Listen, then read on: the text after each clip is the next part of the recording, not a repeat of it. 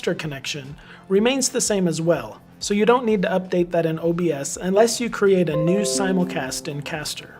I have had times that the preview window in Caster has never actually shown me the video image. It stays on a spinning circle that says requesting media. But as long as it says active in green and shows me the stats for my stream, and shows up in your destination platforms, it doesn't seem to be a problem for the actual streams that are going out. I hope you found this video useful. Be sure and give it a thumbs up and subscribe to my channel if you haven't already. Waynex Ug. Man in a go and you have a section. I'm a records and I kiss and come a face off. Like YouTube or Facebook at the same time for free and all of you. But if we're just meeting for the first time, my name is Jason Bullock and I help train you to become better with video production and live streaming. So if that's something you're interested in, please subscribe. So after this recording, we are living me not know them, you know you are the one them out. In a basic, calling African a king. The father took is with them, they serious. But people go better, they wanna be like us. The kid is a baby, we work together. In a the church, we funga tugate. Choose such a me and the you, we are sing. Waynex, I'm with you forever. The kid is a baby, we work together. In a the church, we funga tugate. Choose such a me and the you, we are twin. Waynex, I'm with you forever. I have found a way that we can stream video for free and all in So when you're in OBS, go to settings and then click the stream tab. And here you I'm going to show you to stream to YouTube with this method. I feel it's kind of easier to do to YouTube. So make sure that your first stream is set up to where you want it, like Facebook. So the next thing you want to do is go to your output tab. In the output mode, make sure that it's set to advanced. Then hit the recording tab, and where we want to pay attention to is your FFmpeg output type. And besides output to file, you want to make sure that it's set to output to URL. And this is where you'll see an option where you can put in a URL. Now you need to jump over to YouTube to get the necessary things that we need to copy over. So make sure you go to the YouTube Live Studio. So the first thing you want to copy is your stream URL, and this is the thing that has the RTMP in front of it. So make sure you copy that and put it into the URL path in the OBS settings. But the one extra thing we're going to do is going to add a slash after live 2. So now make sure you go back to YouTube Live Studio and copy your stream key. And what you're going to do is you're going to paste your stream key after the slash you just made in your OBS settings. Now that's all the setup. Now all you got to do is make sure you press start streaming and start recording to stream to both destinations. There is a settings in OBS that can allow you to start recording automatically when you press start streaming. So if you're going to use this method, I recommend doing that. So now let's talk about some drawbacks when it comes to using this method, because yes, I think this method is awesome, but it does come at a price, and that price is your internet speed and your computer. Because now you're sending double the video information besides one, and it's really taxing on both your internet and your computer.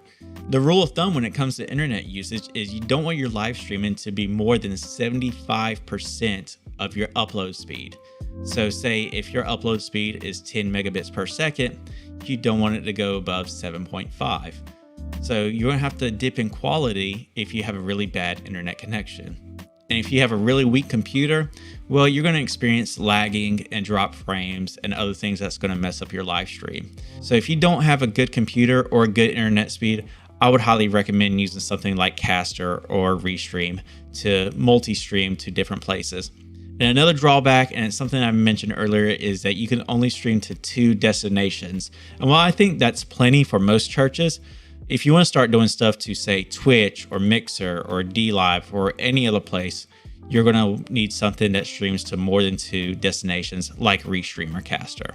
But if you're only streaming to 2 destinations and you got a good computer, you got good internet, I would highly recommend doing this because it's for free and it's easy to set up. Was it easy for you to set up and follow? Let me know in the comments below. If you enjoyed this video, if you got some type of value out of it, make sure you hit that like button and share it with all your friends. And as always, if you haven't already, hit that subscribe button and hit the bell notification to be notified when I upload new videos. But until next time, I'm Jason Bullock. Now go make something awesome.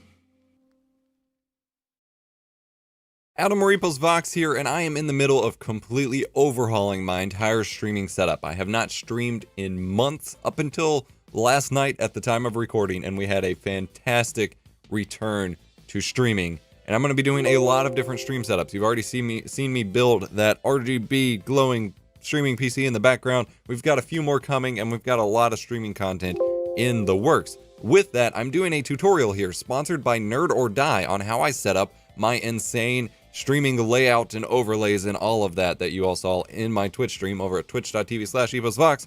And we're going to be getting to it thanks to Nerd or Die. So link to them that tells them I sent you will be in the description below. Be sure you check it out. I am very excited for this tutorial.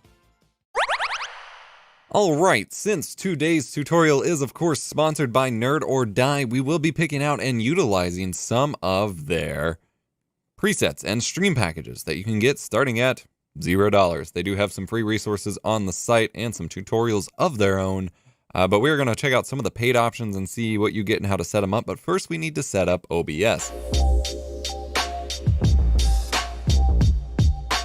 Now I am using OBS to record this tutorial, of course, but I do have a separate instance launched, and we are just going to make a brand new profile for my Twitch setup here. Actually, I have a Twitch profile. I'm going to delete it. It was a test. I don't need it. You may notice from time to time when I'm setting this stuff up, I have a lot of stupid scene collections from when I'm testing stuff, but we're just gonna start from scratch. And then same thing, new profile, Twitch 2019. I like to keep them named the same to match them up and always know which ones I'm using. Hop in here to the settings. Now we are going to be doing mostly 1080p based streaming. So while my main desktop is 4K, I'm going to leave it at 1080p for now, and we are going to be streaming. I'm going to start my test streaming at 1600 by 900 and 59.94 frames per second, of course. Now, you can play around with different scaling and things like that, and actually I am going to leave the base resolution 1080p so I can record full res recordings. But there is a difference between putting your scaling here in the video settings and in the output tab.